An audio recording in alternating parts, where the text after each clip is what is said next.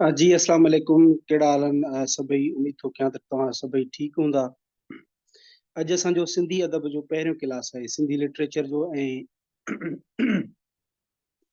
Sindhi literature जेको subject आहे, हिकिड़ो मिंट, सॉरी।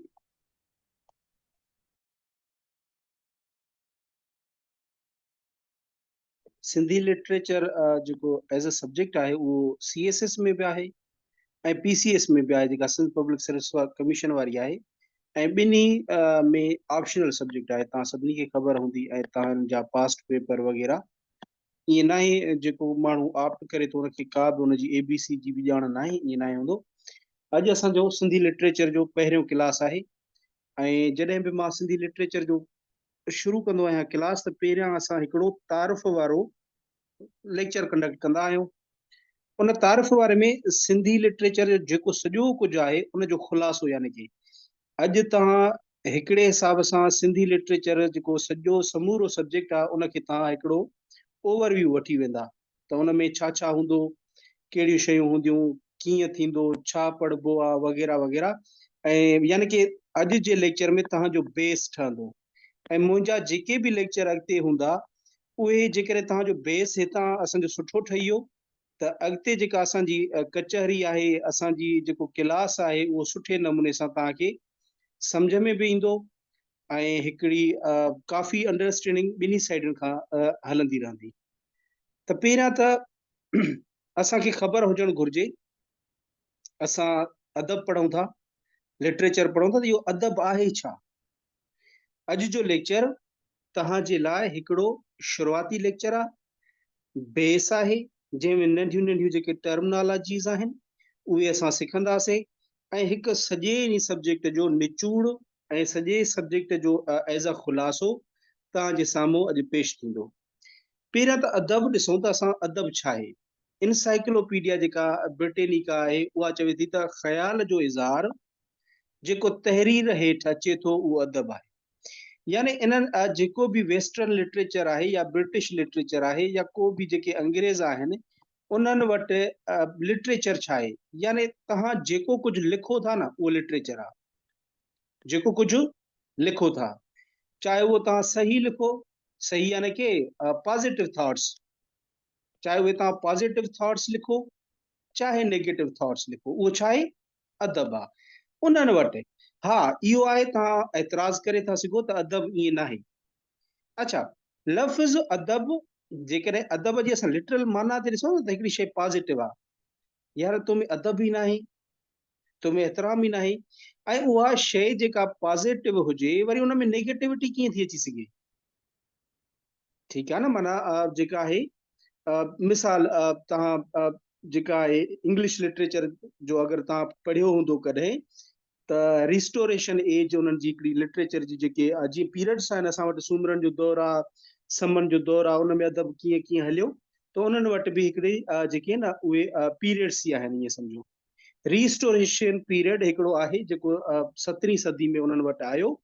ऐं उन में रिस्टोरेशन पीरियड में जेको फहाशी वारो अदब आहे, उनखे घणो यानी कि परवान चढ़ियो। उहे फहाशी वारा 17वीं सदी, 1660, यानी कि 17वीं सदी, 17वीं सदी में यानी फहाशी जेका आहे उहा उन ते उरूज ते पहुची वई। ऐं नावेल अहिड़ा अहिड़ा लिखिया विया जंहिंमें कंटेंट जेको हुयो उहो फहाशी ओरियानी वारो हो। त पोइ उन्हनि वटि उहो बि अदब आहे, उहो बि लिटरेचर आहे, ही बि लिटरेचर आहे। इनसाइक्लोपीडिया वटि इहो आहे। अच्छा, ॿी हिकिड़ी डेफिनेशन असां ॾिसूं था, हिते असां एतिराज़ जेकॾहिं पेपर में अचे ऐं वरी तव्हांजी लिखत जी टेक्निक ते बेस करे थो न, त तव्हां कहिड़े तरीक़े सां अदब जी डेफिनेशन खे पंहिंजे सवाल अटेम्प्ट करण में आणे था वञो ॻाल्हि। चाहे सवाल तव्हांजो डायरेक्टली अदब छा आहे, अदब मां तव्हांजी छा मुराद वठो था, इहो सवाल न हुजे। पर मिसाल कंहिं बि सिनफ़ ते ॾिनी, मिसाल ग़ज़ल ते लिखियो। अब ग़ज़ल जेको आहे उहो शाइरीअ जी हिकु जदीद सिंधी शाइरीअ जी हिकु सिनफ़ आहे, ऐं जदीद शाइरी अदब जो हिकु हिसो आहे। ऐं अदब जेको आहे उहो आहे ख़्याल जो इज़हार जेको तहरीर हेठि अचे। मतिलबु इहो तव्हां ते बेस्ड थो करे न, त तव्हां कहिड़े तरीक़े सां उन ॻाल्हि खे पंहिंजी कापी ते आणे था सघो। ऐं कोशिशि कजो, मुंहिंजूं हिन में 80+ मार्कूं रहियूं उन सिंधी लिटरेचर में। त तव्हांजी कापी ॿिए जी कापी खां मुख़्तलिफ़ हुजे, जवाब हर हिकु लिखंदो, जवाब साॻियो ई हूंदो। ठीकु आहे। शाह लतीफ़ जी शाइरीअ में औरत जो किरदारु, मिसाल औरत जेको जेको शाह साहब पंहिंजी शाइरी में समायो उहो तव्हां बि लिखंदो, मां बि लिखंदुसि। पर न कापी में थोरो डिफरेंट, जवाब में का नवाण हुजे, ॿिए जी भेट में तव्हांजी कापी में का नई शइ हुनखे मिले। थी थो सघे ही अदब वारी ॻाल्हि ॿियो को गज़ल में आणे ई न आहे, गज़ल ते डायरेक्ट हलियो वियो हुन ते, पर जेकर असां इंट्रोडक्शन में ही पंहिंजी जेका आहे पंहिंजे फन जे हिसाब सां, आर्ट जे हिसाब सां अदब खे कहिड़े बि तरीक़े सां, मां इहो सोचो त हिनखे न अदब जी या इंसाइक्लोपीडिया वारी डेफिनेशन ॿुधाईंदुमि, वरी गॾो गॾु हिकिड़ी राय बि लिखी छॾींदुमि त उन्हनि वटि फ़हाशी वारो अदब बि अदब आहे। अहिड़े तरीक़े सां इहो तव्हांजी जेका आहे उहा टेक्निक ते डिपेंड थो करे। असां हिकिड़ी ॿी डेफिनेशन ॾिसूं था अदब जी। अदब उहा तहरीर आहे जेका इंसानी तबियत में लुत्फ़, सुकून या सुरूर पैदा करे। ॾिसो, तव्हांजो जेका पेपर हुजे न, उन जो जेको जवाब लिखो था न, ऐं उहो जवाब बि अहिड़ो हूंदो न जंहिंमें हुनखे हुनजी तबियत, यानी कि जेको इंसान जेको पढ़े थो न, यानी कि असांजो जेको चेक कंदो पेपर, उन जी तबियत में हिकिड़े क़िस्म जो लुत्फ़ अचे। छा अचे? लुत्फ़ अचे। मिसाल उहा वरी हाणे तव्हां ते आहे त तव्हां कहिड़े नमूने सां लफ़्ज़नि जी रांदि खेॾी करे उन खे अदबी तहरीर खे सुठो बणायो। मिसाल कंहिं शागिर्द लिखियो, शेख अयाज़ हिकु शाइर ऐं पिण नसर नवीस हुआ। मिसाल इहो हुन ॿुधायो त शेख अयाज़ हिकु शाइर त हुयो, पर हू नसर नवीस बि हुयो। पर जेकॾहिं तव्हां इनखे अॻिले जी तबियत में लुत्फ़ ऐं सुकून ऐं सुरूर पैदा करण जे लाइ लफ़्ज़नि खे ख़ूबसूरत बणायो, मां लिखां हा, जेतोणीक शेख अयाज़ नसर नवीस पिण हुआ, जेतोणीक शेख अयाज़, पेन ते न वञिजो, आवाज़ मुंहिंजो ॿुधिजो, जेतोणीक शेख अयाज़ नसर नवीस पिण हुआ, पर संदन जो असल मैदान शाइरी हो। हाणे तव्हां मां केरु ॿुधाए त सुरूर कहिड़ी लाइन में ईंदुसि, हुन लाइन में ईंदो, हिन लाइन में ईंदो। यानी तव्हांजो पेपर आहे, ॻाल्हि साॻी आहे, हुन बि इहो लिखियो त शेख अयाज़ जेको आहे उहो जेके शाइर बि हुया ऐं नसर नवीस बि हुया।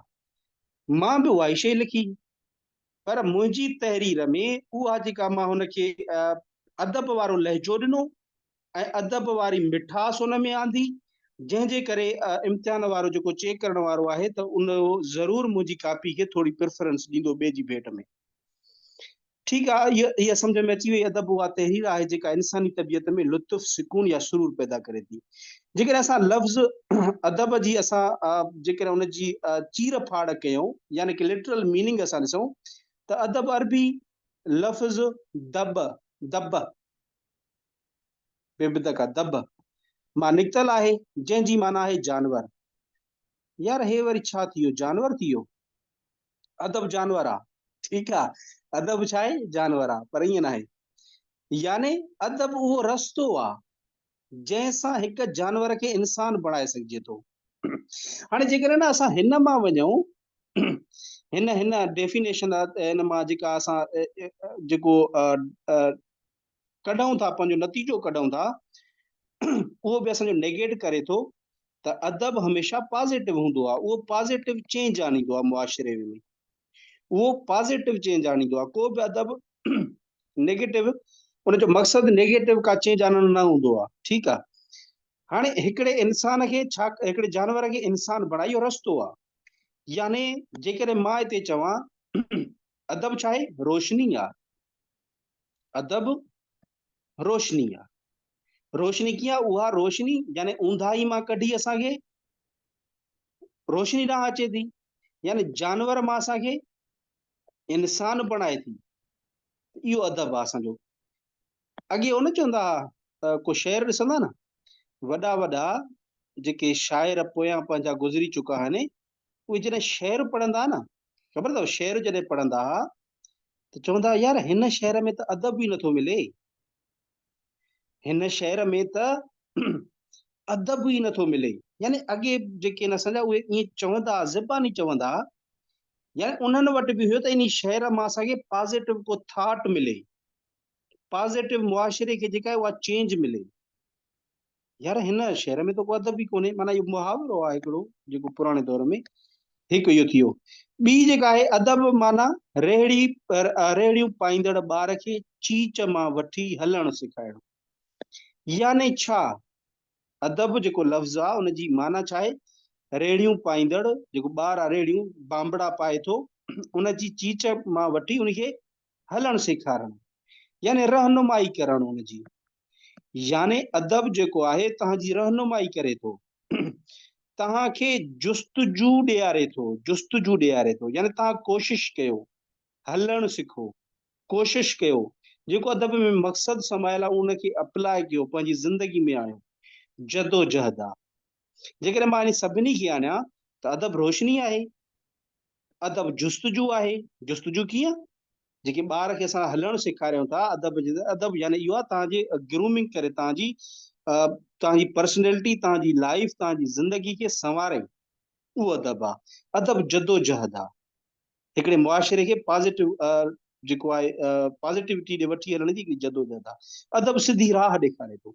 इहे सभई शयूं असां लफ़्ज़ अदब मां सिखियूंसीं। हाणे असांखे यानी कि असां सिंधी लिटरेचर पढ़ूं था, त हाणे असांखे इहो ख़बर त पइजी वई न, थी थो सघे तव्हां मां सभिनी खे ख़बर हुजे, मां ईअं नथो चवां तव्हांखे न हूंदी, पर जेकॾहिं न बि हुई माना त अदब छा आहे, सुभाणे केरु पुछे या कंहिं बि तरीक़े सां असां कॉपी में पेपर में हल करण वक़्तु इहे लफ़्ज़ अगरि खणी था अचूं त बहितरीनु थींदो। हाणे हिन पेज मां जेकर नतीजो कढूं त इन मां इहो थींदो, वेस्टर्न वटि, बर्तानिया वारनि वटि इंसाइक्लोपीडिया यानी कि जेके ब्रिटिशर आहिनि उन्हनि वटि जेको लिटरेचर आहे, अदब आहे, उहा हर हिकु तहरीर आहे। पर इन में असां एतिराज़ इहो करे था सघूं त छा फ़हाशी ऐं उरियानी वारी लिखत बि तहरीर जेको अदब में शुमार थिए थी या नथी थिए? ठीकु आहे, इहो हिकिड़ो वॾो सुवाल आहे। ॿियो, असां जेके अदब जा जेके कैरेक्टरिस्टिक्स ॾिठासीं, ख़ूबियूं ॾिठियूंसीं, उहे इहे आहिनि त अदब रोशनी ॾांहुं आणे थो, अदब जुस्तजू सेखारे थो, अदब जदोजहद में जेको आहे असांखे ॾांहुं छिके थो, अदब सिधी राह ॾेखारे थो। इहे असां जेके हुन में, ऐं उन तव्हांजी जेका अदब हूंदो, जेका तव्हांजी लिखत हूंदी, उन मां पढ़ंदड़ खे लुत्फ़ अचे, उनखे मज़ो अचे, उनखे सुकून अचे। जेतिरी लिखत भली ओतिरो पढ़ंदड़ खे मज़ो, ओतिरो सुकून। हाणे तव्हां पंहिंजी लिखत खे, टू बी वेरी ट्रू, जॾहिं बि तव्हां सवाल अटेम्प्ट कयो, हिकिड़े लम्हे लाइ सोचिजो, जॾहिं चेक करण वारो हिन जवाब मुंहिंजो पढ़ंदो, छा हुनखे मज़ो ईंदो, छा हुनजी तबियत में सुकून ईंदो? इहो हिकिड़ो सवाल आहे, जेके असल में इहे शयूं आहिनि जेके मुंहिंजूं 81 मार्क्स जे पोयां रीज़न आहिनि। इन्हनि शयुनि जे करे मां कोशिशि कई त हुनखे सुकून ॾियां, सुरूर ॾियां, हुनखे पंहिंजी कॉपी में बहितरीन तहरीर ॾियां, ताकि ॿियनि खां मुंहिंजी कॉपी बहितरीन जेका आहे उहा डिफरेंट नज़रे, डिफरेंट लॻे हुनखे। अच्छा, हाणे अचूं था असां सिंधी अदब। सिंधी अदब में जॾहिं असां ईंदासीं, यानी कि सिंधी लिखत में जेको कुझु असां वटि आहे त उहो छा छा में आहे। सिंधी अदब जूं 2 शाखूं थींदियूं, बल्कि ईअं न आहे त सिंधी अदब हर हिक में ईअं ई आहे। फिक्शन आहे, ऐं ही जेको असांजो आहे नसर आहे, ये शाइरी आहे, ही पोएट्री, हे प्रोज़। सिंधी में अंग्रेजी में असां प्रोज़ चऊं, हिनखे अंग्रेजी में असां पोएट्री चऊं, ठीकु आहे। वरी गैर अफ़सानवी, नॉन फिक्शन, ही वरी अफ़सानवी, ही वरी फिक्शन, ठीकु आहे। इहे त थी असांजा अंग्रेजी में। पर शाइरी अदब जूं 2 ब्रांचिस आहिनि, 2 शाखूं आहिनि। हिकु उहा जेका बि लिखत हूंदी, हिकु या त शाइरी हूंदी या वरी नसर में हूंदी। शाइरी, हाणे छा छा मतिलबु शाइरी मां? यानी शायरी तव्हांजी उहा लिखत हूंदी, पहिरीं ॻाल्हि त उहा उसूलनि मुताबिक़ लिखियल हुजे, उन जा उसूल हूंदा आहिनि, रूल्स ऐं रेगुलेशन्स हूंदा आहिनि, उन्हनि जे मुताबिक़ उहा कंपोज़ कई वेंदी आहे। ॿियो उन शायरी खे असां ॻाए सघूं, ॻाइण माना ॻाइण में अचे, मौसीक़ी जो उन में अंसर शामिल हुजे, मौसीक़ी जो अंसर, ठीकु आहे शायरी। उन खां पोइ नसर, नसर माना तव्हांजी जेका शायरी खां अलावा ॿी तव्हांजी जेका बि लिखत थी वई, जेका टिड़ियल पखिड़ियल लिखत हूंदी आहे, बग़ैर कंहिं जेके आहिनि फिक्स्ड रूल्स जे मुताबिक़, जंहिंजे लाइ उसूल ऐं जेके आहिनि क़ाइदा ऐं कानून एतिरा फिक्स्ड न आहिनि हूंदा जेतिरा शायरी में आहिनि, बल्कि न हुजण जे बराबरि आहिनि। जेका तव्हां सोचो था, लिखो था, लिखंदा वञो बग़ैर कंहिं उसूलनि जे, उहो तव्हांजी नसर आहे। हाणे नसर में वरी ॿ ब्रांचिस आहिनि। उन में पहिरियां त गैर अफ़सानवी, पोइ अफ़सानवी नसर।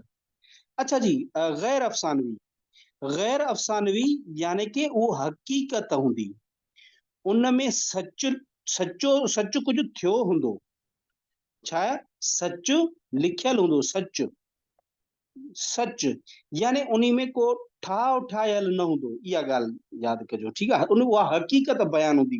गैर अफ़सानवी नसर में हक़ीक़त बयान थियल हूंदी। हाणे जॾहिं असां उनजा मिसाल ॾिसंदासीं हेठां, त गैर अफ़सानवी नसर में छा छा थो अची वञे, मज़मून अची थो वञे। हाणे जेकॾहिं मज़मून मां तव्हांखे चवां पाकिस्तान, पाकिस्तान ते मज़मून लिखो, त छा तव्हां पाकिस्तान में जेको मिसाल 4 सूबा आहिनि इहो ई लिखंदव? छा 4 सूबा न आहिनि पाकिस्तान में? आहिनि। पाकिस्तान जी जेका हिस्ट्री लिखंदव, त छा उहा पाकिस्तान जी हिस्ट्री न आहे? यानी हक़ीक़त आहे न। इहो असांजो गैर अफ़सानवी आहे। ॿियो आहे सफ़रनामो। सफ़रनामो मिसाल तव्हां मां ई कोई यूरोप वञे ऐं मोटी अची करे लिखे त मां ही शयूं पंहिंजे सफ़र जे दौरान ही शयूं ॾिठियूं ऐं उहे सॼो अहवाल लिखो, इहो सफ़रनामो आहे। आत्म कहाणी, आत्म कहाणी माण्हू पंहिंजी जेका आहे ज़िंदगी पाण लिखे थो, त मां नंढे हूंदे खां वठी वॾे ताईं मां जी ज़िंदगी कीअं गुज़री, उहा आत्म कहाणी। यानी इन में बि त हक़ीक़त ई बयान थी न। सवानाए उमिरी, सवानाए उमिरी यानी कि जेकॾहिं मां आहियां, मुंहिंजी ज़िंदगी ते कोई ॿियो लिखे थो, त उहा सवानाए उमिरी आहे, मूंसां गॾु रहियो आहे, उनखे ख़बर आहे त मां लाइफ कीअं गुज़ारी, ऐं उन मुंहिंजी ज़िंदगी ते कंहिं जेका आहे उहा लिखियो, किताब लिखियो, सवानाए उमिरी। अदबी ख़त, ख़त थींदा आहिनि, अदबी ख़त थींदा आहिनि। शेख अयाज़ जा अदबी ख़त ॾाढा मशहूरु आहिनि, उहे कंहिं ॿिए ॾे मोकिलिया वेंदा आहिनि, उन्हनि में बि हक़ीक़त बयान थियल हूंदी आहे। इहे थी विया असांजा हक़ीक़त वारा। ॿिया आहिनि जेको तव्हांजो न जेको फ़र्ज़ी इजाद हूंदी आहे, अफ़सानवी नसर। अफ़सानवी नसर में गैर हक़ीक़ी हूंदी आहे, हक़ीक़त न हूंदी आहे, पर हक़ीक़त खे ॾिसी करे हथरादू जोड़ जक करे उहा कहाणी ठाही वेंदी आहे। थोरो हिते ॻाल्हि खे सम्झिजो, त उहा हक़ीक़त खे ॾिसी करे थी थो सघे को वाक़ियो थियो, उहो हक़ीक़त वारो वाक़ियो, पर उन खे पंहिंजे हिसाब सां लिखी, पंहिंजे हिसाब सां उन ते का कहाणी ठाती, को उन ते तव्हां ड्रामो ठातो, को नावल ठाहियो, यानी कि फ़र्ज़ी इजाद वेही करे तव्हां ज़हन जो दिमाग़ इस्तेमालु करे फ़र्ज़ी कयो, जेका हक़ीक़त ते मुश्तमिल त हुजे, पर हुजे तव्हांजी पंहिंजी ठहियल मसनूई, तव्हांजी इजाद हुजे उहा। मिसाल ड्रामा ठाहिया वेंदा आहिनि, लिखिया वेंदा आहिनि, का कहाणी सोचींदो आहे, प्लॉट सोचींदो आहे, उन में कैरेक्टर सोचींदो आहे, त कहिड़े खे छा ॻाल्हाइणो आहे, कहिड़े खे छा ॻाल्हाइणो आहे। भले पोइ उन शायरी में ड्रामे में तव्हांखे लॻे त मुआशिरे में ईअं थिए थो पियो, उहा ॿी ॻाल्हि आहे, पर उहो ठहियल जेको हूंदो आहे उहो हथरादू ठहियल हूंदो आहे। नाविल हथरादू ठहियल आहे। अफ़सानो बि इहो ई आहे, लोक कहाणियूं बि जेके आहिनि इहे गैर इहो जेको आहे अफ़सानवी आहे नसर आहे। हाणे असां जेकॾहिं शायरी ॾे अचूं, त शायरी में नंढियूं नंढियूं तव्हां टर्मिनोलॉजीज़ ॿुधंदव, ऐं इहे तव्हां इस्तेमालु बि कजो। ॾिसो न, तव्हां जेकॾहिं पेपर ॾियो था, फॉर एग्ज़ाम्पल अकाउंटिंग जो ॾियो था, अकाउंटिंग जो कोई हूंदो त सम्झी वेंदो।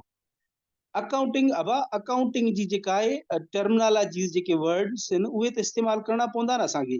एक्सपेंडिचर आहे, कैपिटल आहे, लाइबिलिटी आहे, जेका जेका टर्मिनोलॉजी आहे। मिसाल जेकॾहिं मां अकाउंटिंग जो पेपर कयां थो पियो, हल उन में मां कैपिटल लिखां थो, त छा हिते कैपिटल जी माना गादी जो हूंदा न आहे न, हिते माना आहे त असांजो जेको बि सरमायो आहे, उहो असांजो कैपिटल आहे। जेको असां इन्वेस्ट कयूं था पिया पंहिंजी बिज़नेस में, असांजो कैपिटल आहे। ठीकु, ईअं ई वरी जॾहिं असां किथे पाकिस्तान स्टडी में या कंहिं जनरल नॉलेज में कैपिटल चवंदासीं, गादी जो अंत थी वेंदो।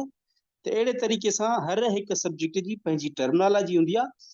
शायरी में क्लासिकल शायरी, असासी शायरी, तमसीली शायरी, अरूज़ी शायरी, जदीद शायरी, मदहिया शायरी, हिजो गोई, लोक शायरी, त अहिड़े हिसाब सां जेका आहे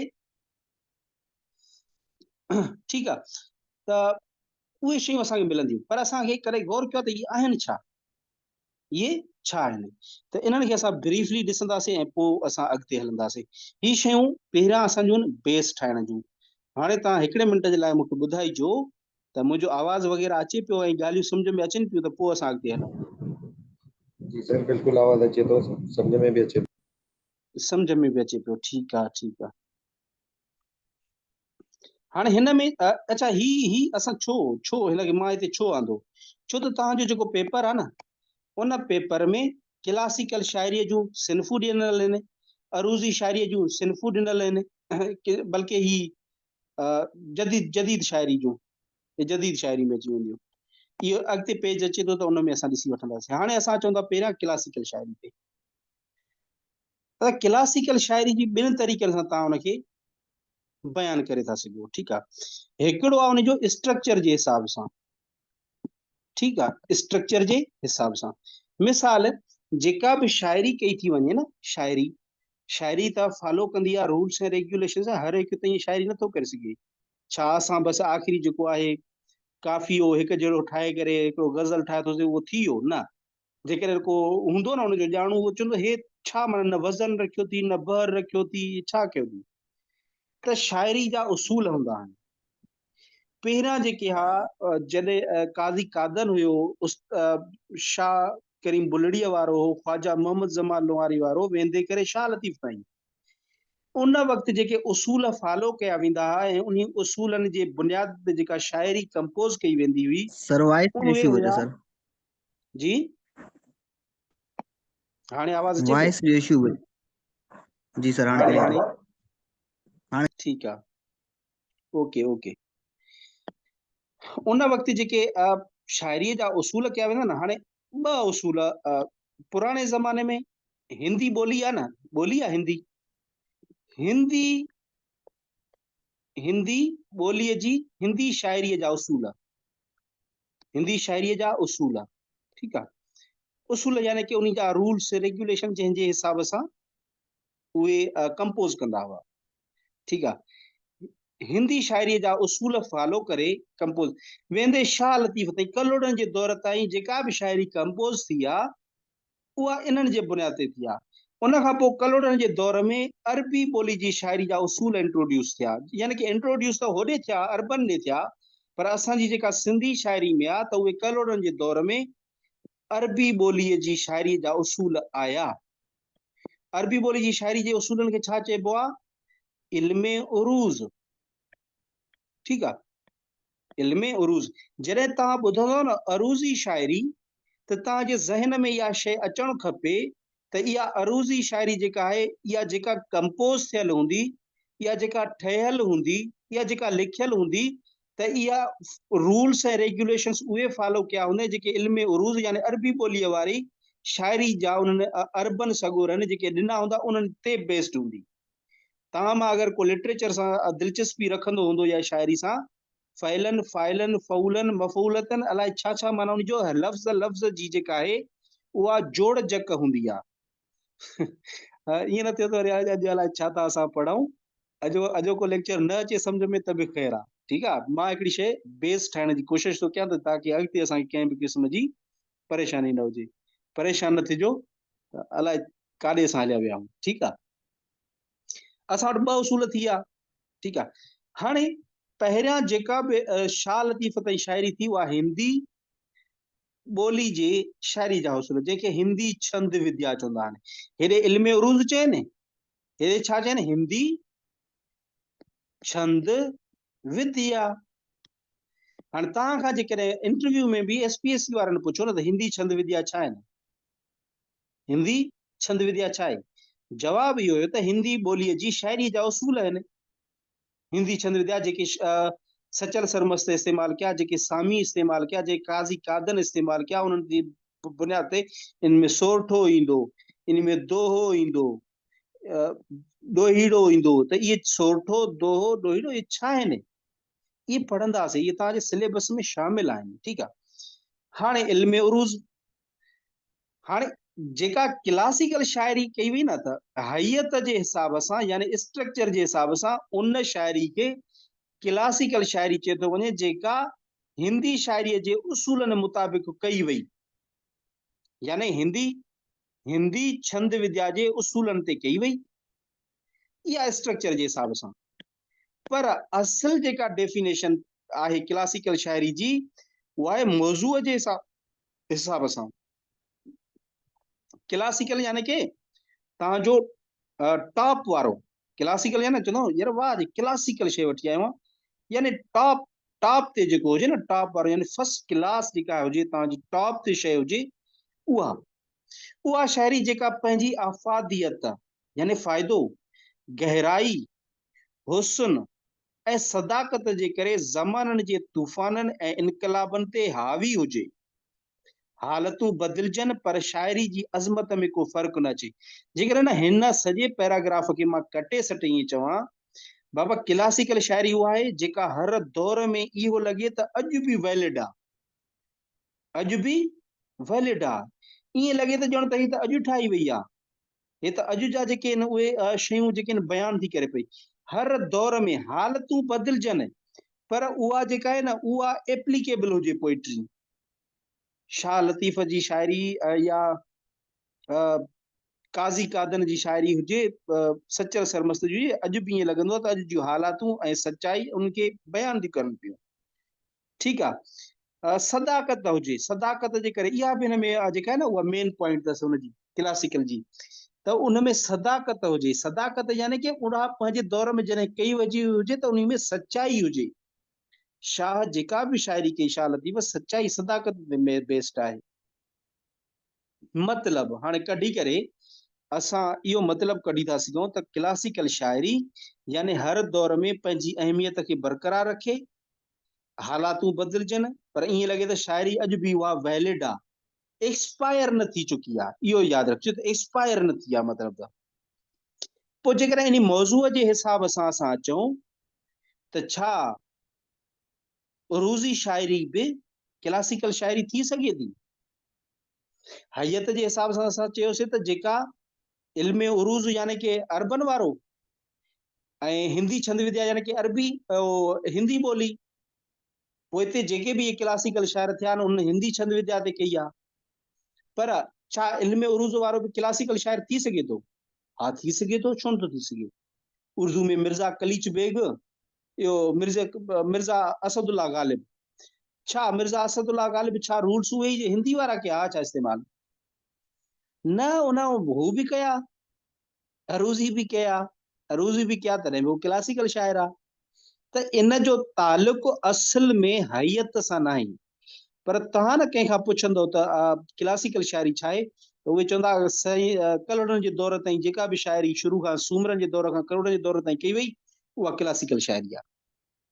यानी उहे हैयत जे हिसाब सां ॿुधाइनि था, पर मौज़ूअ जे हिसाब सां उहा शाइरी जेका हर ज़माने में हावी हुजे, हर ज़माने में एप्लीकेबल हुजे, उहा एक्सपायर न लॻे, इहा शइ आहे। ठीकु आहे, हलूं था अॻिते। उन खां पोइ असासी शाइरी, असासी शाइरी उहा शाइरी जेका इंसानी क़दुरनि वारे फ़हम ऐं फ़िक्र ते रचियल हुजे। अहिड़ी शाइरी में कंहिं किसे या वाक़े जे बयान या फ़क़ति शाइरानी ख़ूबियुनि जे इज़हार बदिरां का आला मक़सद वारी माना संभाल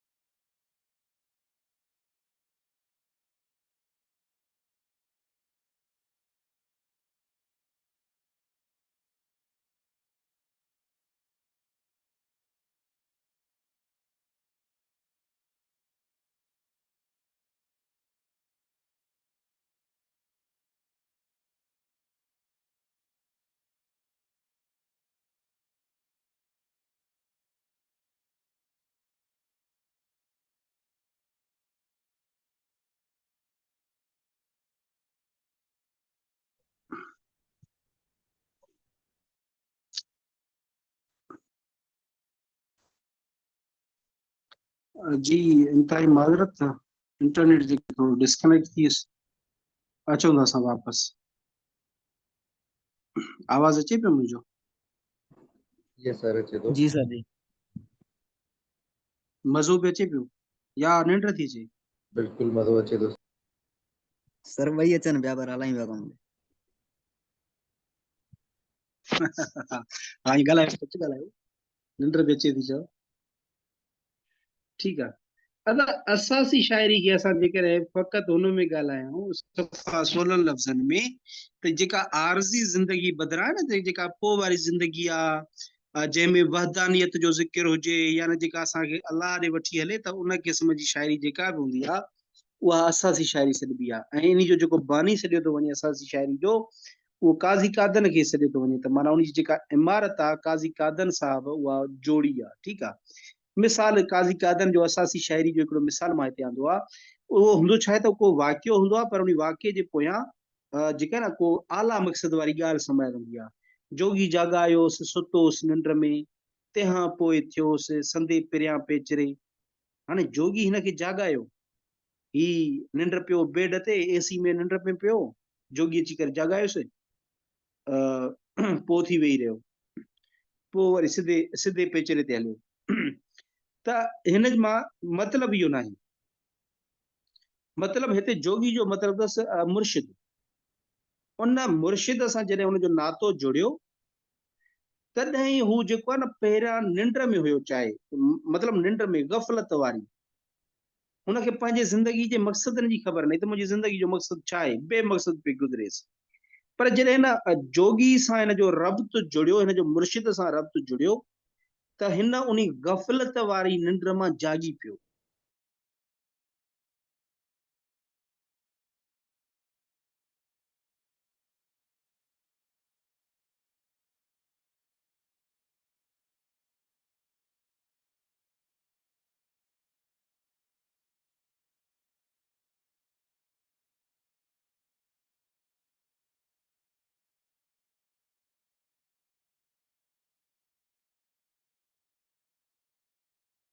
हिकिड़े क़िस्म जो वाक़ियाती आहे, वाक़ियो ॼण त थिए थो, पर माना जेका आहे तव्हांजी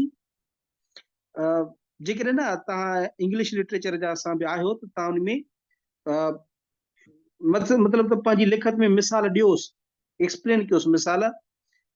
जेफरी चासर खां पहिरियां पहिरियां जेका बि शाइरी कई वई, जंहिंमें उहे बि इहो ई ॾेखारींदा हुआ त गुड ऐं बैड जी पाण में जंग ॾेखारींदा हुआ, ऐं उहा ज़िंदगी जेका तव्हांखे पोइ वारी आहे, अहिड़े क़िस्म सां जेका शाइरी कई वेंदी हुई जेफरी चासर खां पहिरियां, त उहा जेका हुई असासी शाइरी जे हिसाब सां मिलंदड़ जुलंदड़ हुई। उन खां पोइ तमसीली शाइरी उहा शाइरी जंहिंमें शाइर शयुनि माण्हुनि वाक्यनि खे तमसील यानी कि मिसाल, तमसील यानी कि तशबीह, भेट तौर कतब आणे कुझु ॿियो मक़सदु बयानु करे। मिसाल जेकॾहिं शाह लतीफ़ ॿुधाए थो पियो उमर मारूई जो किसो ॿुधाए थो, ससुई पुनू जो किसो ॿुधाए थो, नूरी जाम तमाची जो किसो ॿुधाए थो, मूमल राणे जो किसो ॿुधाए थो, त पोइ छा शाह साहब भला असां में इश्क जो जेको आहे सो उहो टांडो विझे थो छा? त छोरो लही पओ, जीअं मूमल ऐं राणे हिक ॿिए सां मोहबत कई, तव्हां बि ईअं जेको आहे न उहो न तमसील बणायो आहे। शाह साहब इन्हनि खे तमसील बणायो आहे। ठीकु आहे, तमसील बणायो त ॻाल्हि ससुई जी कंदो, पर इशारो कंहिं ॿिए ॾे हूंदुसि। ससुई खां जॾहिं पुनू धार थी वियो, पुनू जा ॿाहिरि हुनखे वठी विया, त हूअ जेका आहे उहा उथी करे झर झंग जागे करे निकिरी पई, ऐं हुन चयो त जेको बल्कि हीअ जेका निंड सुतल हुई ऐं अची करे ॾिठे त सुॼाग न थी, ऐं हुनजा भाइर जेके खणी विया हिनखे, त चवे थी जेकॾहिं मां निंड न कयां हा न, त मां वटां पुनू न वञे हा, पुनू मूंखां जुदा न थिए हा। हाणे शाह साहब इहो ईअं न सम्झाईंदो, चवे थो त तव्हां जाॻो, जेकॾहिं तव्हां निंड या ससुई वारी निंड न हुई, या गफ़लत जी निंड हुई, जेकॾहिं तव्हां गफ़लत जी निंड में पिया हूंदो, त तव्हां पंहिंजे पुनू यानी कि ख़ुदा महबूब उनखे पसी न सघंदव, उनखे हासिल न करे सघंदव। ऐं जॾहिं तव्हांखे ख़बर पइजी वञे, ससुई खे ख़बर पइजी वई त मां ग़लती कई आहे, मां हाणे निकिरी पवां, मां पुनू जे लाइ पंधु इहे जेके आहिनि जाॻियां, त तव्हांखे बि तस्लीम करणु घुरिजे त मां जेका ज़िंदगी गुज़ारी उहा गोया मां अलाए कीअं गुज़ारे छॾी, गफ़लत में गुज़ारे छॾी। हाणे मुंहिंजो जेको रस्तो आहे उहो महबूब वारो रस्तो आहे, ख़ुदा वारो रस्तो आहे, कीअं बि करे मां हुनजो कुर्ब हासिल कंदुसि। यानी हिन जो इशारो कंहिं ॿी शइ ॾे हूंदो, ईअं ई आहे। अरूज़ी शाइरी मां ॿुधायुसि, अरूज़ी शाइरी उहा शाइरी जेका इल्म अरूज़ ते ॿुधायल उसूलनि ते थियल हुजे। इल्म उरूज़ अरबी शाइरी जे क़ाइदनि ऐं कानून जो इल्मु आहे, जंहिंमें शेर, वज़न, बहर, अरकान जे मुताबिक़ पोइट्री जेका आहे उहा ठाही वेंदी आहे। इल्म उरूज़ जो बानी मके जो खलील बिन अहमद बसरी हो। वरी अरूज़ी शाइरी में मौज़ून शाइरी हूंदी आहे, ॿी हूंदी आहे गैर मौज़ून शाइरी। मौज़ून शाइरी उहा जेका इल्म उरूज़ मुताबिक़ थियल हुजे। गैर मौज़ून शाइरी उहा जेका इल्म उरूज़ जे क़ाइदनि मुताबिक़ न हुजे, गैर मौज़ून शाइरी। जीअं असांजो आज़ाद नज़म थी वियो, उहे गैर मौज़ून शाइरी हूंदी आहे। पोइ आहे जदीद शाइरी। जदीद शाइरी यानी कि उहा शाइरी जेका पंहिंजे दौर जे जदीद लाड़नि सां। हाणे जदीद शाइरी में उसूल इल्म उरूज़ वारा ई अपनाया वेंदा।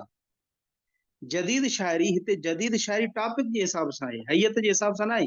हैयत यानी कि स्ट्रक्चर, उन जे हिसाब सां न आहे। यानी टॉपिक जे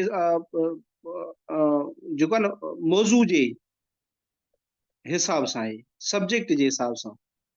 जदीद शाइरी जंहिंमें जदीद लाड़नि सां हम आहंग हुजे, यानी पुराणे अदब जी निस्बत में हिन में का शइ नवाण हुजे। हाणे मिसाल केतिरियूं शयूं, अॼु डिजिटलाइज़्ड दौर थी वियो आहे। शाह लतीफ़ जे दौर में डिजिटलाइज़्ड दौर कोन हो, AI आर्टिफिशियल इंटेलिजेंस न हुई। जेकॾहिं इन्हनि शयुनि खे नवनि लाड़नि खे असां इनकारपोरेट कयूं आहिनि पंहिंजी शाइरी में, जदीद शाइरी सॾिबी। ठीकु आहे, एसी ताईं अची वियो सम्झ में? यस सर। हाणे असां लोक शाइरी बि हूंदी आहे। लोक हिकिड़ो असांजो अलॻि टॉपिक आहे सिंधी लिटरेचर में। लोक में लोक अदब में तव्हांजो नसर बि ईंदो, शाइरी बि ईंदी, ॿई शयूं ईंदियूं, लोक कहाणी बि ईंदी। ऐं वरी उन में हाणे हीउ जेको चार्ट आहे न, इहो ॾिसी करे परेशान न थिजो, छो त हिन में सिंधी शाइरीअ जी हर हिकु सिन्फ़ लिखियल आहे। सिन्फ़ जो मतिलबु हूंदो आहे क़िस्म, फ्लेवर। जीअं फ्लेवर न हूंदा आहिनि कंहिं शइ जा, हे फ्लेवर आहे, हे फ्लेवर आहे, त उन हिसाब सां काइंड्स, क़िस्म जेके आहिनि उहे स्ट्रक्चर जे हिसाब सां ठाहिया विया आहिनि। त हिन खे पेज खे असां छॾियूं था, अॻिते हलूं था, असांजे कम जो न आहे। अच्छा जी, उन खां पोइ असां क्लासिकल शाइर पढ़ंदासीं, जदीद शाइर पढ़ंदासीं। हाणे असां क्लासिकल शाइरी बि सिखी आयासीं, जदीद शाइरी बि सिखी आयासीं। तव्हांजे किताब में जेके ॾसिया विया आहिनि सिलेबस में, त तव्हांखे चयो वियो आहे त काज़ी कादन जी स्टडी कयो। उनजी शाइरी जा ख़ुसूसियत, ख़ासियतूं वग़ैरह इहे जेके आहिनि, मां चयो न त शाह लतीफ़ नहीं यानी कलोड़नि जे दौर खां पहिरियां पोइते तव्हां जेके बि शाइर आहिनि थी गुज़रिया आहिनि, उहे तव्हांजा हू थी वेंदा क्लासिकल शाइरी में। शाह करीम बुल्डीअ वारो, शाह अब्दुल लतीफ़ भिटाई, ख्वाजा मोहम्मद जमाल लोमारी वारो, सचल सरमस्त, अब्दुल रहीम गिरोड़ी सामी। हाणे हिननि मां पेपर पास्ट पेपर खणंदव, ॾिसंदो त कहिड़े कहिड़े शाइर सां रिलेटेड को सवाल अचे थो, त उनखे तव्हां सुठे नमूने सां प्रिपेयर कंदो, ऐं बल्कि असां बि प्रिपेयर कराईंदासीं। ठीकु आहे। अच्छा जी, हाणे इहे त थिया शाइर, पर इन्हनि जेका शाइरी कई हिंदी छंद विद्या जे उसूलनि ते कई, त उन में कुझु जेके उन जूं सिन्फ़ूं आहिनि, क़दीम शाइरनि जूं सिन्फ़ूं आहिनि। कुझु जा बैत तव्हांखे सोरठो में मिलंदा, कुझु में दोहो मिलंदा, कंहिं में सोरठो दोहो जे ॿिन्ही जो मिलाप हूंदो, बैत मिलंदा, वाई मिलंदी, काफ़ी मिलंदी। त ही जेके शयूं आहिनि इहे पढ़ाईंदासीं, अॻिते पढ़ाईंदासीं। जदीद शाइरनि में हुननि खे FPSC वारनि खे जदीद शाइरनि में जेको बि नालो ज़हन में आयो आहे बसि लिखी छॾियो अथव, सभु खणो। हे 15 हिते मां लिखिया आहिनि, अञा हिकु ॿ शायदि ॿिया बि हुया। अब्दुल रहीम गदाई, हाजी अहमद मला, ही अहम आहे, हाजी अहमद मला खे पढ़ंदासीं। हैदर बख्श जतोई, शेख अयाज़ अहम आहे, उनखे पढ़ंदासीं। तनवीर अहम आहे, इमदाद हुसैनी, उस्ताद बुखारी, इहे अहम आहिनि। अयाज़ गुल मौजूदा हाल हयात शाइर आहे, कॾहिं को सवाल आयो न आहे। अब्दुल गफ़ार तबसुम, अदल सुंगरो ऐं अयाज़ गुल ॿई हाल हयात आहिनि। त इहे इन्हनि मां ॾिसंदासीं असांखे जेके जेके अहम लॻा, question paper point of view खां उहे पढ़ंदासीं। अच्छा, जदीद शाइरत थिया, वरी इन्हनि कहिड़ी कहिड़ी सिन्फुनि ते में शाइरी कई, उहे सिन्फूं यानी कि गज़ल, नज़म, आज़ाद नज़म, गीत, हाइकू। गज़ल आहे त गज़ल छा खे चइबो आहे, गज़ल में छा छा हूंदो आहे इम्पोर्टेंट, उन शइ खे असां पढ़ंदासीं। नज़म, नज़म छा खे चइबो आहे, इम्पोर्टेंट शयूं उन जो स्ट्रक्चर छा हूंदो आहे। आज़ाद नज़म छा खे चइबो आहे, गीत छा खे चइबो आहे, हाइको छा खे चइबो आहे, कीअं हाइको खे तनवीर अब्बासी ऐं शेख अयाज़ जेको आहे सो आसमान ते पहुचायो, इहे शयूं इन में असांजूं पढ़ी वेंदियूं। उन खां पोइ नसर नवीसन, नसर नवीसन में जेके नाला लिखिया आहिनि, यानी इन्हनि जी तव्हांखे स्टडी करणी आहे। भेरूमल महरचंद आडवाणी, होदचंद मोलचंद गुरबख्शाणी, मीरा मोहम्मद शाह, कॾहिं सवाल त कोन आयो मीरा मोहम्मद शाह ते। मिर्ज़ा कलीच बेग ॾाढो इंपॉर्टेंट आहे, इहो पढ़ंदासीं। उमर बिन मोहम्मद दाऊद पोटो, पीर अली मोहम्मद राशिदी, GM सैयद, पीर हिसामुद्दीन राशिदी, डॉक्टर नबी बख्श बलोच अहम आहे, डॉक्टर गुलाम अली अलाना अहम आहे, मोहम्मद उस्मान डीपलाई अहम आहे, ताज जोयो ऐं हिकु ॿ ॿिया बि आहिनि।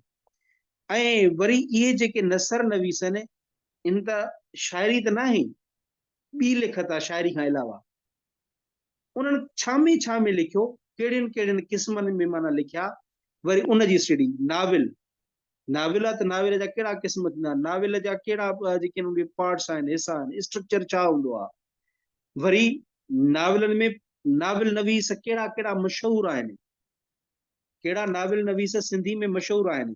वरी उन्हनि जा किताब, मिसाल अली बाबा मुंहन जो दड़ो नाविल लिखियईं, मुंहन जे दड़े जे नाविल थी थो सघे सवाल अची थो सघे तव्हांजे इन पेपर में, ठीकु आहे। आगा सलीम, आगा सलीम जो नाविल तव्हांजो हमा औस्त इन में आहे। त इहे जेके नाविल जी जेका जेकॾहिं चवंदो न अॼुकल्ह ट्रेंड मटिजी वियो आहे पेपरनि जो, पेपरनि जो छा आहे, ट्रेंड मटिजी वियो आहे साईं। अॻिते जीअं सफ़ा सवा सिधा सवाल ईंदा, हाणे न था अचनि। हाणे छो नथा अचनि त हू हुननि जेको खयो आहे उन किताबनि खे खयो आहे न, त घणो किताबनि मां ई सवाल ठाहे था ॾियनि। ऐं किताब असांखे जेके नाविल जा जेके किताब ॾिसल आहिनि अहम अहम मशहूर, उहे नाविल जा किताब असांजा पढ़ियल न हूंदा, या उन्हनि जे बारे में थोरी घणी ख़बर न हूंदी। हमा ओस्त में इहा ई ख़बर न हूंदी त हमा ओस्त कहिड़े पर्सपेक्टिव में हले थो पियो, त पोइ असां उहो कीअं हल कंदासीं। सवाल आयो न त पीराणी, पीराणी कहाणी आहे। हाणे आहे घणनि पेजनि जी, 2 खां 3 पेजनि जी कहाणी आहे पीराणी, पर जंहिं पढ़ी हूंदी त सवाल हल करे वेंदो। पर अल्हम्दुलिल्लाह मां पाण बि पेपर अटेम्प्ट ॾिना त असां को किताब खोलींदा कोन आहियूं, खोले करे न ॾिसंदा आहियूं त हुन में छा छा लिखियल आहे। मुंहिंजी कोशिशि इहा हूंदी, जेकॾहिं जीअं मुंहिंजा जेके रेगुलर क्लास अटेंड कयो था, उन में मां हर हिकु नाविल आहे, अफ़सानो आहे, त कोशिशि कंदुसि आम आम शयूं, किताब जेके बि नाविल जा आहिनि, जेके बि अफ़साने जा आहिनि, उहे तव्हांखे पढ़ायां। 2-3 मिसाल कहाणियूं असां पढ़ियूंसीं डेली, 2-2 पेज जूं, 1-1 पेज, 3-3 पेजनि जी त कहाणी हूंदी आहे। त असांजे सवाल जेके आहिनि, पोइ भले किताब मां कीअं बि ठाहे। हाणे नाविल मशहूर मिसाल ज़ीनत, ज़ीनत नाविल ते हाणे बि त सवाल आयो न, हिन में शायदि PCS में आयो। ज़ीनत नाविल मिर्ज़ा कलीच बेग जो। सांगड़ नाविल, इन ते बि अची चुको आहे सवाल, इंपॉर्टेंट आहे सांगड़ नाविल। हमा ओस्त मूंखे लॻे थो त हाणे ईंदड़ साल हमा ओस्त खे टच कंदा, या वरी मोहन जो दड़ो, इनखे बि टच करे था सघनि। पढ़ाॾो सोई सॾु सिराज मेमण जो, ओड़ा गुलाम नबी मुग़ल जो। इहे 2-3 नाविल तव्हांखे कीअं बि करे उन नाविलनि जा 2-2 जेकॾहिं शुरू वारा 50 खनि पेज तव्हां पढ़ी छॾियो, शुरू वारो, तव्हांखे ख़बर त पवंदी न त नाविल में नाला कहिड़े कहिड़े जा आहिनि। जेकॾहिं मां नालो खणां हमा ओस्त जो, पर मूंखे ख़बर त पवंदी न त हमा ओस्त में हिकु सिंधु आहे, छोकिरी जो नालो आहे, ॿियो सागर आहे। सागर जेको आहे उहो शोहरत लाइ बुखियो आहे, उहो मुग़लनि जी आर्मी में कमु करे थो पियो, महाज़न ते विढ़े थो, कामयाबी जो शौक़ु आहे, हीअ हिन जे इश्क में आहे। मूंखे ख़बर आहे त माना इन में कैरेक्टर किरदार कहिड़ा कहिड़ा था हलनि। इन में गोपी आहे, गोपी सां गॾु माणिक आहे। गोपी जेका आहे उहा मज़हबी आहे, हिंदुनि में जेका माई हूंदी आहे उहा, माणिक छोरो जेको मज़हब तां हटियल आहे। या वरी मतिलबु ईअं पर्सपेक्टिव में हले थो पियो। असल में हिन में ॾेखारियो वियो आहे त जेको नारो न हुयो शाह, कहिड़ो शाह इनायत रिज़वी जो खेड़े जो खेड़े, केरु ॿुधाईंदो अॻिते? जो खेड़े, सो खाए। कोई जो त खेड़े सो खाए। हा इहो नारो हुयो न शहीद इनायत रिज़वी। त इन नारे जे खिलाफ़ उतां जॾहिं मुगल पीरियड आहे, इहो मुगलनि वारो पीरियड आहे, उन में मुगल हुक्मरान नवाब मुगल हिन जे खिलाफ़ उथियो। चई हिन जेको नारो हुयो आहे, इहे त असांजा जेके हेठां हेठां कम था करनि, इहे त हलिया वेंदा, इहे त ज़मीनूं पाण करे, असांखे त कुझु कोन थींदो। इन शाह इनायत रिज़वी खे शहीद करायो। इन शाह इनायत जी जेका जंग थी आहे न हिन सां, इन पर्सपेक्टिव में नाविल लिखियल आहे। ऐं गॾु वरी हिन में रोमांस बि हले थो पियो, इन जी कहाणी बि हले थी पई, सिंधु ऐं सागर जी, माणिक ऐं गोपी जी। हिकिड़ो ईसाई हूंदो आहे इहो पादरी, उन जी वरी उन सां गॾु तवाइफ हूंदी आहे। त इहे कहाणी हले थी, ॾाढो इंट्रेस्टिंग आहे। त मिसाल इहे तव्हां जस्ट हुन जा 50 पेज पढ़िया, हूंदा घणा कुल 150 170 पेज हूंदा। तव्हां चाहियो त उहो हिकु ॾींहं में ख़तमु करे था सघो, या 2 ॾींहंनि में, या हलो 5 ॾींहंनि में तव्हां ख़तमु करे था सघो नाविल। जॾहिं तव्हां ख़तमु करे त तव्हां रेडी हूंदो त हाणे कंहिं बि तरीक़े सां अगरि सवाल आयो न आगा सलीम जी लिखत ते, त असां हुनखे ॿुधाईंदासीं त कीअं लिखिबो आहे। ऐं जॾहिं तव्हां उन नाविल मां इहे माणिक गोपी इन जा नाला खणी करे लिखियो त सम्झी वेंदो त पढ़ियल अथसि। ऐं थिए अॼु ईअं थो त उहे किताब पढ़ियल कोन्हनि, इन जे करे असां जेको चऊं था त ट्रेड मटिजी वियो आहे, पेपर ॾुखियो थी वियो आहे, इन जे करे हाणे पास बि नथो थिए। ठीकु, अच्छा इहे नाविल थी विया। उन खां पोइ अफ़सानो, अफ़साने खे जॾहिं असां पढ़ंदासीं त वरी अफ़साना नवीस, अमर जलील मथां नालो आहे अफ़साननि में। अयाज़ कादरी आहे, जमाल अबड़ो आहे, नसीम खरला, महताब महबूबा, इन्हनि जा न किताब, अगरि तव्हां हाणे सवाल आयो बिलू दादा ते, पीसीएस जेका 23 थी आहे, पीसीएस सीसी 23, बिलू दादा जेकॾहिं कहाणी खणंदो त 2 खां 3 पेज जी आहे, जंहिंजी पढ़ियल हूंदी त ॾाढो सुठो कयो हूंदई। या वरी इहो बिलू दादा किताब खणंदो न, तव्हां 2 कलाकनि में बिलू दादा किताब ई ख़तमु करे वेंदो, नंढड़ो किताब आहे। ईअं ई पिशू पाशा बि नंढड़ो किताब आहे, एॾो वॾो कोन्हे को जमाल अबड़े जो, उन में बि कहाणियूं आहिनि, 1 2 जॾहिं 5 कहाणियूं तव्हां पिशू पाशा मां पढ़ियूं त, ऐं मूंखे लॻे थो हाणे नेक्स्ट जेके टारगेट हूंदा पिशू पाशा हूंदो। अमर जलील जा 2 किताब इन में शामिल किया अथऊं अफ़साननि में, दिल जी दुनिया, जॾहिं मां न हूंदुसि। 2-3 कहाणियूं दिल जी दुनिया मां पढ़ी छॾियो, 2-3 कहाणियूं जॾहिं मां न हूंदुसि उन मां पढ़ी छॾियो, ख़बर पइजी वेंदी। चोटीअ दर नसीम खरल जी, पर चोटीअ दर कहाणी बि पढ़ो, 2-3 ॿियूं पढ़ी छॾियो। चांदीअ जूं तारूं, कहाणियुनि जो किताब आहे हिन जो, अफ़साननि जो, महताब महबूब जो, उहो पढ़ो त बि तव्हांजो जेको आहे कमु थी वेंदो। त इहो असांजो। उन खां पोइ छा आहे, पोइ अचे थी हिस्ट्री। छा थी अचे? हिस्ट्री, यानी कि असांजा सिंधी अदब जा जेके मुख़्तलिफ़ दौर आहिनि, उन्हनि में अदब असांजो जेको आहे उसरियो आहे। ठीकु आहे, अच्छा हेॾां असां हिकिड़ी शइ रहाए वियासीं, ड्रामा। ड्रामा आहिनि सफ़रनामा, सफ़रनामनि में अल्ताफ़ जा सफ़रनामा मशहूरु आहिनि। ठीकु आहे, ड्रामनि ते कॾहिं सवाल ॾिनो न अथऊं, थी थो सघे, अची थो सघे। लैला मजनू जो जेकर किस्सो अचे थो त मिर्ज़ा कलीच बेग लिखियो आहे, इहो ड्रामो तव्हांजे सिलेबस जो हिसो आहे। हुस्ना दिलदार, शहज़ादो बहराम, हुस्ना दिलदार यानी कि रोमियो एंड जूलियट जेको आहे शेक्सपियर जो प्ले लिखियल आहे, शेक्सपियर जो ड्रामो लिखियल आहे, रोमियो एंड जूलियट, तव्हां ॿुधो हूंदो। उन जी ट्रांसलेशन आहे हुस्ना ऐं दिलदार। ऐं ॿियो तव्हांजो ड्रामो जेको हिन में शामिल आहे सिलेबस में, उहो आहे शहज़ादो बहराम। शहज़ादो बहराम यानी कि हेमलेट, मशहूरु आहे ड्रामो, प्ले आहे। कंहिंजो आहे हेमलेट? शेक्सपियर जो लिखियल आहे। जेकर उहे तव्हां हुनजी समरी यूट्यूब तां ॾिसी छॾी, तव्हांखे हितां बि कमु अची वेंदी। उन खां पोइ इंक्वायरी ऑफिसर, मिर्ज़ा कलीच बेग जा 4 इहे ड्रामा हिन में शामिल आहिनि। इंक्वायरी ऑफिस जूं 3-4 किस्तूं आहिनि। ड्रामो सॼो ठहियो पियो आहे, पीटीवी वारनि ठाहियो आहे, ऐं ॾाढो मज़े जो ड्रामो आहे, इंट्रेस्टिंग आहे। 2-3 किस्तियूं असां उहे फिल्मूं ॾिसण में, हिन में ॾिसण में कलाक लाहींदा आहियूं।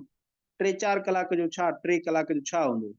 इंक्वायरी ऑफिसर ॾिसी छॾियो, ॻाल्हि ई ख़तमु। ऐं हुन जूं बि तव्हां शॉर्ट में जेके आहिनि उहे समरियूं ॾिसी छॾियो। उन खां पोइ बदनसीब थरी आहे, मोहम्मद इस्माइल उरसाणी जो, ॾाढो बहितरीनु लिखियो अथईं। हिकिड़ो चरियो आहे जेको थर जो आहे, उहो वञे थो नौकिरी जे लाइ, ॾाढो मज़ाहिया भी आहे, सीरियस भी आहे। काकमल, शमशीर उल हैदरी जो काकमल, काकमल मूमल राणी जो किस्सो, मूमल जेका आहे उहा काक ठहिराई महल, जेकर उहो किस्सो अचे थो त उहो ड्रामो बि असर थी वेंदो। वाचूड़नि में लाट कमर शहबाज जो ड्रामो, इहे ड्रामा आहिनि। ड्रामनि ते कॾहिं आयो न आहे, पर जेकॾहिं असां हिकिड़ो प्रिपेयर थियूं न त थी था सघूं, जेकॾहिं पंहिंजो पाण सां सचा हुजूं त। बाक़ी जेकॾहिं सचा न आहियूं त पोइ छा थो चई सघिजे। सफ़रनामा अल्ताफ शेख साहब जा सर ऐं ॿिया। सॼो सिलेबस कंदासीं, टाइम न लॻी वेंदो? साईं टाइम भले लॻे, भले लॻे, या त इन मां इहो आहे त सॼो सिलेबस अगरि नथा कयूं, असांखे मोस्ट एक्सपेक्टेड जेके लॻनि था उहे कयो त बि बहितर आहे। मां हिकिड़ो जस्ट हाणे इहो न आहे त असांखे छा छा करिणो, मां हिकिड़ो ओवरव्यू सॼे सिलेबस जो सॼे ते ॻाल्हायां थो पियो। बाक़ी हाणे तव्हां पाण अंदाज़ो लॻाईंदो त मूंखे 4 सवाल करणा आहिनि। हिकिड़ो त मां अंग्रेज़ी वारो ट्रांसलेशन वारो कंदुसि, हिकु थी वियो, ऐं ॿियो मां कंदुसि सिंधी ॿोली जो गुण बुनियाद, उन ते सवाल अचे ई अचे थो पियो। मुंहिंजा 2 थी विया, बाक़ी रहिया 2। उन्हनि में हिकिड़ो त अफ़साननि ते ईंदो ईंदो, अफ़साननि ते हिकिड़ो ईंदो ईंदो। मां पोइ अफ़साननि खे टारगेट कयां, 2-3 अफ़साना जेके आहिनि, जेके अफ़साना नवीस आहिनि, अफ़साना निगार आहिनि, उन्हनि जी लाइफ खे बि पढ़ां, अमर जलील जी लाइफ सॼी पढ़ी छॾियां। उन जा जेके आहिनि अफ़साना 2-3 दिलि जी दुनिया मां 8-10 पढ़ांसि। 8-10 जॾहिं मां न हूंदुसि, उन मां जॾहिं मां न हूंदुसि जेको अफ़सानो कहाणी लिखी आहे त उन में छा चयो अथई, इहे पढ़ी वठां। त तव्हां हर को पंहिंजी प्लानिंग ठाहींदो आहे न, त मां उन मां इहो कंदुसि। को चवंदो मुंहिंजा हेतिरा नाविल पढ़ियल आहिनि, हलो ठीकु आहे, असां मोहन जे दड़े जो नाविल जो थोरो मां वठी थो छॾियां, कमु कढी वेंदुसि। त 3 इहे थिया। हिकिड़ो तव्हांजो शाइरी ते, शाइर त ईंदो ईंदो को न को, तनवीर अब्बासी आयो, मौलवी हाजी अहमद मला आयो, शाह लतीफ़ त ईंदो ईंदो लाज़मी आहे। पोइ शाह लतीफ़ डिफरेंट पर्सपेक्टिव में थो अचे, कहिड़े में अचे थो या का ख़बर न आहे। बहरहाल हर को पंहिंजी प्लानिंग अहिड़े हिसाब सां कंदो। एहतियात ख़ातिर 8 जेके न टॉपिक हुतां हुतां सिलेक्ट करे छॾे, त ही शयूं मां कंदुसि, पोइ उन जे हिसाब सां उनखे वठे। जेकॾहिं थका न आहियूं त पोइ सिंधी अदब जा जेके मुख़्तलिफ़ दौर आहिनि, उन्हनि जो जस्ट असां हिकिड़ो ओवरव्यू वठी करे क्लास खे ख़तमु कयूं। जेकॾहिं थका हो त पोइ अॼु हिते एंड था कयूं, पोइ सुभाणे वरी हितां शुरू कंदासीं।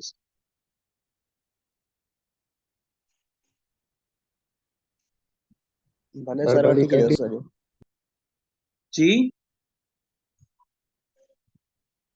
चओ तो सर कंटिन्यू कयो बस। अच्छा, पाण हिन में वधि में वधि 5 खां 10 मिंट लॻंदा असांजा। इहो आहे त मां चयो त अॼु असांखे ॾींदासीं ओवरव्यू, इन जे करे तव्हांजे सॼे शइ जो जेको बि लिटरेचर आहे उनजो ओवरव्यू अची वेंदो। असां सिंधी अदब जी जेका तारीख़ आहे न, हिस्ट्री आहे, तव्हांजो सिंधी अदब शुरू किथां थिए थो, कीअं उहो किथे वॾो थियो, किथे उन सां छा थियो, कीअं उसिरियो, वग़ैरह वग़ैरह। ठीकु आहे जी। ॿार नंढड़ो ॼमंदो आहे त पहिरियां त हिकिड़ो बहस इन ते बि हलंदो आहे त सिंधी अदब जी शुरूआति सूमरनि जे दौर खां थी या अरबनि जे दौर खां।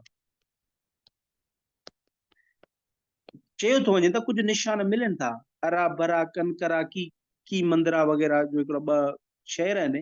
हिकु शहर आहे उहो मिले थो, ऐं अरबन जे दौर जो आहे, ऐं सिंधी में आहे चवनि था त सिंधी अदब जो जेको दौर आहे अरबन खां शुरू थिए थो। पर जेको मुख़्तलिफ़ आलिमनि जो जेको मुतफ़िक़ राय आहे, जेके सभई क़ाइमु आहिनि, त लिखत जी सूरत में सिंधी अदब यानी सिंधी असांजी लिखत में लिटरेचर सूमरनि जे दौर में जनम वरितो, ॼाओ। ठीकु आहे। हाणे सूमरनि जो दौर शुरू, हाणे हिते हिकिड़ी शइ यादि रखिजो, जॾहिं बि पेपर अटेम्प्ट कयो त अखर जेके आहिनि पंहिंजा सिंधी में लिखिजो। हे मुंहिंजा इंग्लिश में लिखियल न नंबर 150, 150 सिंधी में कीअं लिखिबो 150। हे मुंहिंजा कंहिं ॿिए शइ जे लाइ इहे नोट्स ठहियल हुया, इन जे करे अंडरस्टैंडिंग जे लाइ मां हिनखे हुन ई अंगनि में लिखियो आहे। पर तव्हां कॾहिं बि मिसाल 5 हे आहे न, त सिंधी जे पेपर में हे अंग अंग्रेज़नि वारो कॾहिं बि इस्तेमालु न कजो। अंग सिंधी अंग कजो, इहा शइ ॾाढी नोट कंदा अथव त अंग कहिड़ा थो इस्तेमालु करे। ठीकु आहे। 1050 खां हाणे 1351 आहे त 1351 कीअं लिखबो?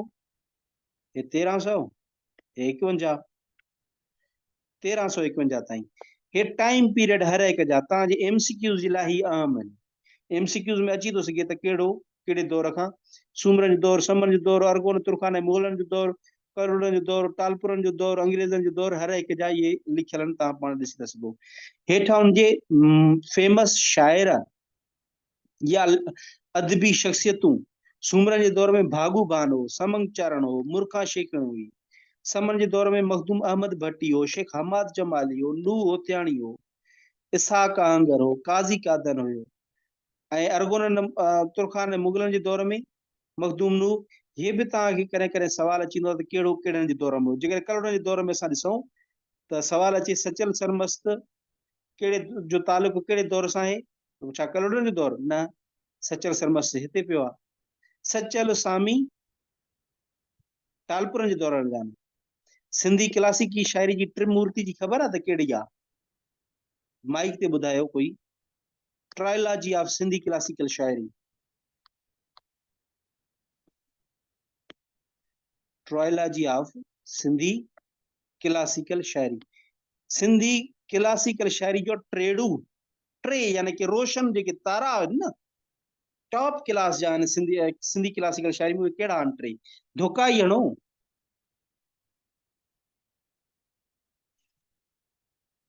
शाह जी, लतीफ़, शाह सचल लतीफ़ सरमस्त, हिकिड़ो, ठीकु आहे।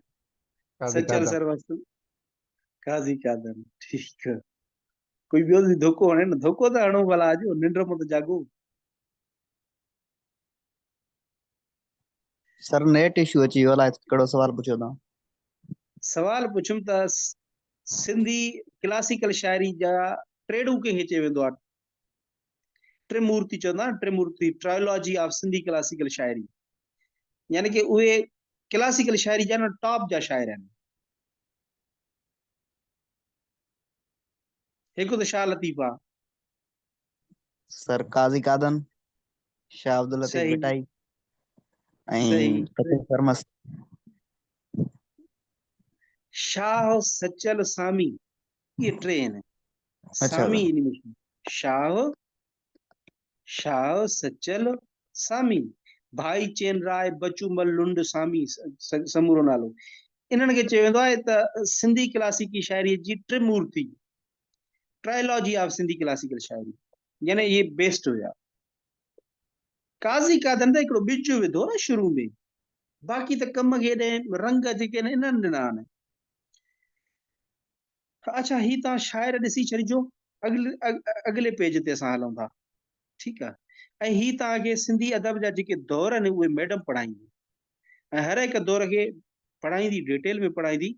पर उन खां अॻु में तव्हांखे हिकिड़ो मुंहिंजो इहो हूंदो आहे त पहिरियों क्लास जेको मुंहिंजो हूंदो आहे उन में मां सॼे सिलेबस जो ओवरव्यू ॾींदो आहे। बाबा सूमरनि जो दौर, 1050 खां 1351 ताईं, बल्कि 50 सही आहे, ठीकु आहे। 1050 खां 1350 ताईं रहियो। ऐं इन दौर खे सिंधी अदब जो इब्तिदाई दौर बि चयो वेंदो आहे। सिंधी दौर जो अवाइली दौर बि चयो वेंदो आहे, सिंधी अदब जो अवाइली दौर। अवाइली माना पहिरियां वारो दौर, इब्तिदाई माना जिथां शुरू थिए थी उहो दौर। इन में रूमानवी दास्तान जेके बि शाह ॻाया आहिनि, उमर मारवी आहे, ससुई पुनू आहे, इन सॼनि जो तालुक़ु इन सां आहे, सवाइ नूरी जाम तमाची जे। नूरी जाम तमाची सूमरनि जे दौर जो किसो न आहे, इहो अक्सर MCQ में ईंदो अथव। पुछंदा आहिनि त हे किसो जेको आहे इश्किया रूमानवी दास्तान कहिड़े दौर सां तालुक़ु रखे थो? त शाह जेके 7 सूरमियूं आहिनि शाह जूं, उन्हनि 7 सूरमियुनि मां नूरी जो जेको तालुक़ु आहे ॿिए दौर सां आहे, बाक़ी 6 जो तालुक़ु सूमरनि जे दौर सां आहे। इन दौर में ख्वाजकी सिंधी 40 अखरी जेका आहे पीर सदरुद्दीन शाह लिखी। सिंधी लिखिजे छा में? इन जे लाइ 40 लेटरनि वारी, हाणे पाण वटि त 52 अखरनि वारी हले थी न, त पीर सदरुद्दीन शाह जी वॾी इहा जेका आहे हिकिड़ी स्ट्रगल हुई, त उन सिंधी अखर जेका आहे न ठाहिया, त इन में तव्हां लिखो, जंहिंखे ख्वाजकी सिंधी चवनि था। उन दौर में उन खां हेठां ॾिसो बैत, बैत खे ॻाव चवंदा हुआ। बैत खे छा चवंदा? ॻाव, यानी कि अवाइली बैत जेको आहे उहो उनखे ॻाव चयो वेंदा। ऐं ॿियो तव्हांजो MCQ पॉइंट व्यू खां, पहिरियों हुक्मरान केरु हो सूमरनि जो? अल खफीफ, ये खफीफ आ, अल खफीफ। ऐं आखिरी हुक्मरान हमीर सूमरो। ठीक है, ये एमसीक्यू ईंदा आहिनि।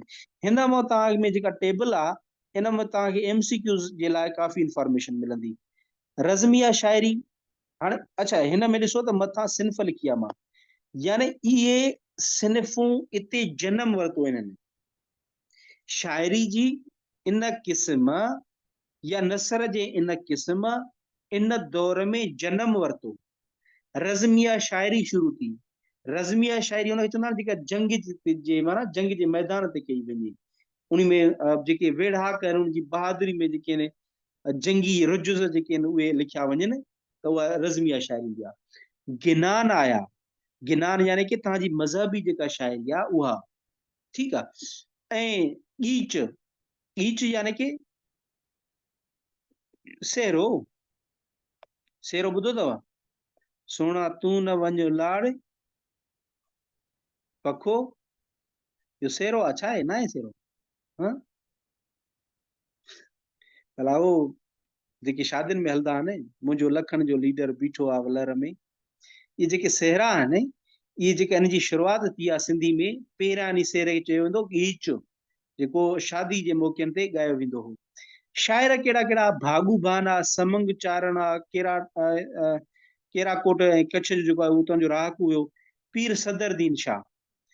हे पीर सदरदीन शाह गिनान जे लाइ मशहूरु आहे। गिनान जी शुरूआति पीर सदरदीन शाह कई।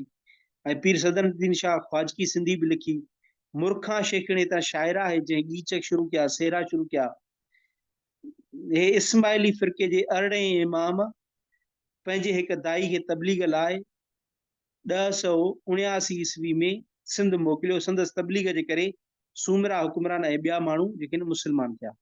इस्माइली फ़िरके जो अरिड़हों इमाम।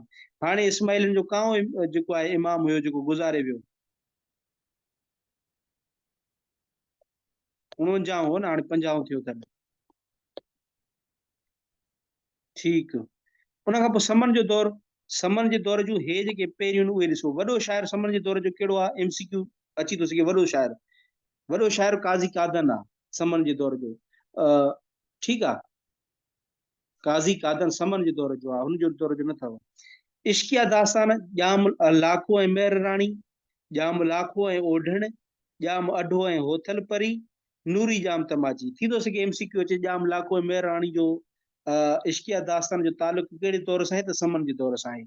उन खां पोइ हेठां ॾिसो, पहिरियों हुक्मरान कहिड़ो? ॼाम उनड़ हो। ऐं आख़िरी हुक्मरान कहिड़ो? ॼाम फेरोज़ हो। ऐं सिन्फ़ूं हिन में कहिड़ियूं कहिड़ियूं आयूं? अलिफ अशबाह जी जेका आहे उहा शुरूआति थी। अलिफ अशबाह हिकिड़ी शाइरी जो क़िस्म आहे जंहिंमें जेको शेर लिखियो वेंदो आहे न, आख़िरी जेको काफ़ियो हूंदो आहे उहो अलिफ अख ते खुटे। सभिनी में अलिफ अलिफ अलिफ अखी ईंदी न, त पोइ उन शाइरी खे छा चइबो आहे? अलिफ अशबाह वारी शाइरी। तमसीली शाइरी बि हितां ई जेका शुरू थी आहे। असासी शाइरी बि हितां ई शुरू थी आहे। शाइर मखदूम अहमद भट्टी हाला कुंडीअ वारो, ऐं दरवेश नूह होतियाणी ख़ैबर किले जो। काज़ी कादन, काज़ी कादन जो तालुक समन जे दौर सां बि आहे, अरगोनन जे दौर सां बि आहे। मामूई फ़कीर, हे इंपॉर्टेंट आहे, मामूई फ़कीर। ठीकु आहे। 7 हुया। घणा हुया मामूई फ़कीर? उहे 7 हुया, जेके हफ़्ते तन चइबो आहे। इन्हनि जा मां मशहूर हुया। मां यानी कि अॻकथियूं। इहे मामूई फ़कीर बैतन जी सूरत में, शाइरी जी सूरत में अॻकथियूं कंदा हुआ, त अॻिते हली ही थींदो, जो फोरकास्टिंग थींदी आहे न, उहा। उन खां पोइ हेठां लिखियल आहे, हे बि एमसीक्यू जे लाइ ॾाढो बहितरीनु आहे। काज़ी कादन जा 7 बैत शाह करीम बुरड़ीअ वारे जे किताब बयानुल आरफीन में लिखियल आहिनि। बयानुल आरफीन किताब आहे जंहिंमें शाह करीम बुरड़ीअ वारे जो जेको आहे कलाम लिखियल आहे, लेकिन उन में काज़ी कादन जा 7 बैत शामिल आहिनि। ओ भाती ॾई वॾी जमारा। हाणे ही शाह मुराद शेराज़ी जो चयल दुआया फ़िक्रो आहे। हिन जो छा मक़सदु आहे? हिन जो मक़सदु हुयो, हिन खे ॾोहिटो ॼायो शाह मुराद शेराज़ी खे, ऐं उन जी चीच वठी करे चवेसि तो, ओ भाती ॾई वॾी ॼमारा। भाती यानी कि अलाह तोखे छा करे? वॾी उमिरि ॾे, ॼमारा। हे न जॾहिं शाइर न ॿुधो ई फ़ुकरो, यार अहिड़ी शायरी कजे जंहिंमें आख़िर में अल्फ अख अचे, ॼमारा प्यारा नियारा, पोइ जंहिं जंहिं शायरी जे आख़िर में इहो अलिफ हूंदो न, उनखे चइबो आहे अलिफ अशबा जी शायरी। यानी अलिफ अशबा जी शायरीअ जो कॉन्सेप्ट हितां डेवलप थियो, ठीकु आहे। उन खां पोइ काज़ी कादन जो हिते मशहूरु आहे त जोगी जेको लफ़्ज़ इस्तेमालु कयो, काज़ी कादन जोगी जॻायोसि पंहिंजे मुर्शिद जे लाइ। ऐं इहो गूगल कजो वञी करे त काज़ी कादन जो मुर्शिद केरु हुयो, ठीकु आहे। अॼु जे लाइ इहो काफ़ी आहे। ही मां नोट्स पंहिंजे उन ग्रुप में शेयर कंदुसि, बाक़ी जेके हेॾा वारा दौर आहिनि उहे तव्हां उनखे ॾिसी वठिजो, छो त सम्झां थो त ओवरडोज़ थी वियो आहे। सर काज़ी